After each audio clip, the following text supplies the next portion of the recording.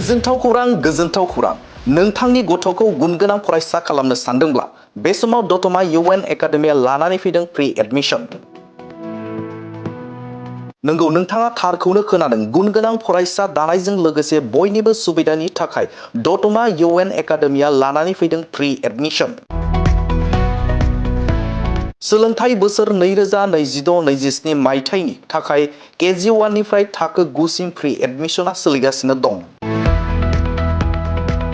दतमा UN academy फरायसालियाव गोबां फेसिलिटिसफोर दं, जेरै हौवासा आरो हिन्जावसाफोरनि थाखाय आलादा हस्टेलनि खाबु, उफ्रा सोलोंथाइ, इंलिश स्पकेन, गुनगोनां फोरोंगिरि, गेलेनाय आयदानि खाबु, सावगारि बादायलायनाय आरो आखाइनि हाबा आरो खननाय मोसानाय खाबुफोरबो दं। अब्लालाय नोंथाङा मानोथो गोबाव खालामबावनो? थाबैनो नोंथांनि गथ'खौ मुं थिसनहैदो। गोबां बाथ्राखौ मिथिनो थाखाय दतमा UN एकाडेमिनि नैबे 7002660387 जानबुं नाम्बारनि गेजेरजों जगाजग खालामदो।